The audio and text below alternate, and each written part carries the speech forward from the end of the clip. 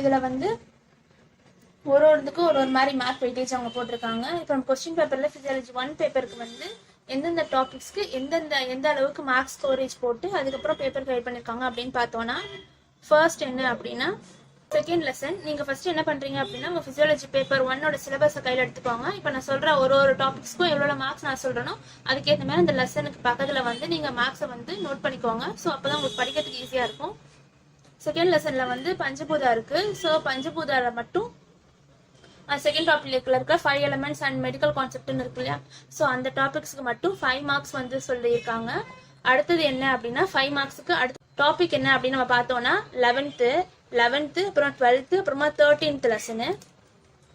இந்த 3 லெசனுமே ஓவராலாக 5 மார்க் கிட்ட தான் கொஸ்டின் பேப்பரில் கேட்டிருக்காங்களாம்.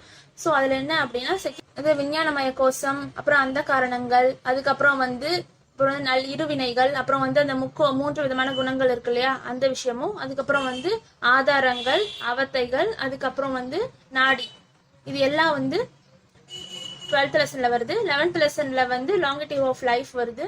அதில் வந்து ஆதாரம் ஃபுல்லாக வந்துடுது. அப்புறம் வந்து 6 சக்ராஸ், அப்புறம் யோகா, அப்புறம் மெடிடேஷன், இதெல்லாம் வந்து 11th லெசன்ல வந்துடுது. 13th லெசன் என்ன அப்படின்னா ஆனந்தமய கோஷமும், அப்புறமா அறிவு, அப்புறம் வந்து சித்தம், இது மாதிரி இந்த டாபிக்ஸ் வந்து 13th லெசன்ல இருக்கு. So 11th lesson, 12th lesson, 13th lesson இது மூணுமே கால்குலேட் பண்ணி 5 மார்க்ஸ்க்கு வந்து கொஸ்டின் பேப்பர்ல கேட்குறாங்க. அடுத்தது நம்ம என்ன அப்படின்னு பார்த்தோம்னா கீழே இருந்து நம்ம மேலே போயிடலாம். ஸோ 14th லெசன் வந்து 10 மார்க்ஸ் கேட்குறாங்க. 14th லெசன் என்ன அப்படின்னா எண்வகை தேர்வு.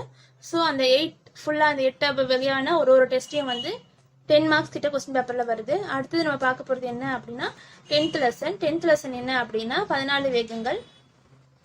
இந்த 14 வேகங்கள் வந்து ஒரு 10 மார்க்ஸ் கிட்ட கேட்குறாங்க.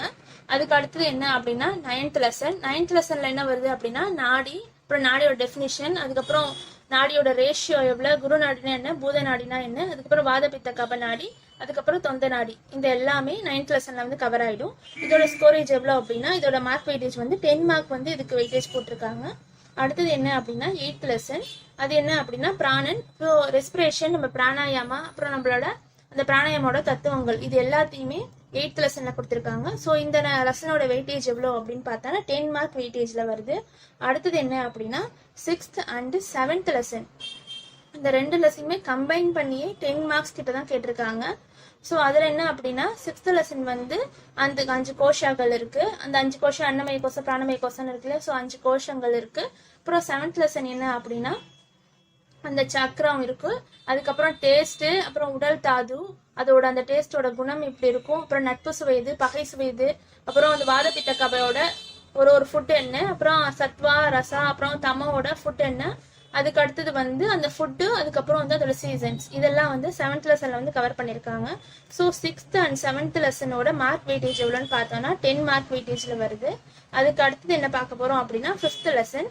5th லெசன்ல என்ன அப்படின்னா அந்த 7 உடல் தாதுக்கள், அதுதான் 5th லெசன்ல இருக்கு. இந்த 5th லெசனோட ஃபுல் மார்க்ஸ் வெயிட்டேஜ் என்ன அப்படின்னு பார்த்தோம்னா 10 மார்க்ஸ் கிட்ட கேட்டிருக்காங்க.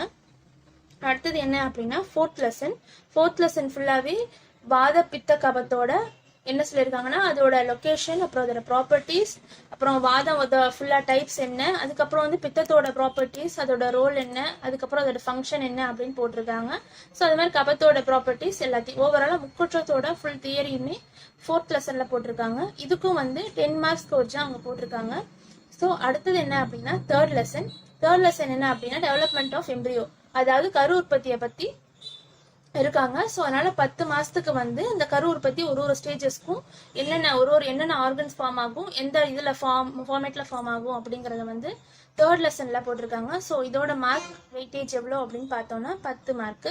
நெக்ஸ்ட் என்ன அப்படின்னா ஃபர்ஸ்ட் லெசன் வந்தாச்சு. ஃபர்ஸ்ட் லெசன் என்ன அப்படின்னா 96 தத்துவங்கள். ஸோ 96 தத்துவங்களையும் ஓவராலாக எவ்வளோ மார்க்ஸ் ஸ்கோரேஜில் போட்டிருக்காங்க அப்படின்னா 10 மார்க் கிட்ட போட்டிருக்காங்க. ஸோ நம்ம ஃபிசியாலஜி 1ல பார்த்த வரைக்கும் கரெக்டாக இதில் வந்து 14 டாபிக்ஸ் இருக்கு. இதில் செகண்ட் லெசனுக்கும் அதுக்கப்புறம் வந்து 11, 12, 13th இந்த 4 லெசனுக்கு மட்டுமே செகண்ட் லெசனுக்கு ஒரு 5 மார்க்கு, அதுக்கப்புறம் 11th, 12th, 13th இந்த 3 லெசனும் சேர்த்து 5 மார்க்கு, அவ்வளோதான். மற்ற எல்லா லெசனுக்குமே 10 மார்க்கு அப்படிங்கிற வெயிட்டேஜில் வச்சு தான் பேப்பர் வந்து ஃபார்ம் பண்ணியிருக்காங்க. இப்போ நம்ம ஃபிசியாலஜி 1ஓட ப்ராக்டிக்கல் பேட்டர்ன் பார்த்தோம் அப்படின்னா ஆல்ரெடி நான் பார்த்த அனாட்டமியில் இருந்த மாதிரியே தான் ப்ராக்டிக்கலுக்கு வந்து 70 மார்க் வந்திருக்கு. அதுக்கப்புறம் வைவாக்கு வந்து 20 மார்க்ஸ் வரும். அப்புறம் வந்து ரெக்கார்டுக்கு வந்து 10 மார்க். ஸோ இது மூணுத்தையும் கால்குலேட் பண்ணோன்னா 100 மார்க்ஸ் வந்துடும். ஸோ ஃபிசியாலஜி பேப்பர் 1க்கு 100 மார்க்ஸு, அப்புறம் ப்ராக்டிக்கலுக்கு வந்து இதெல்லாம் ஓவராலாக போட்டால் 100 மார்க்ஸு, 100 + 200 மார்க்ஸ் வந்து ஸ்கோரேஜ் இதுக்கு வந்துடும்.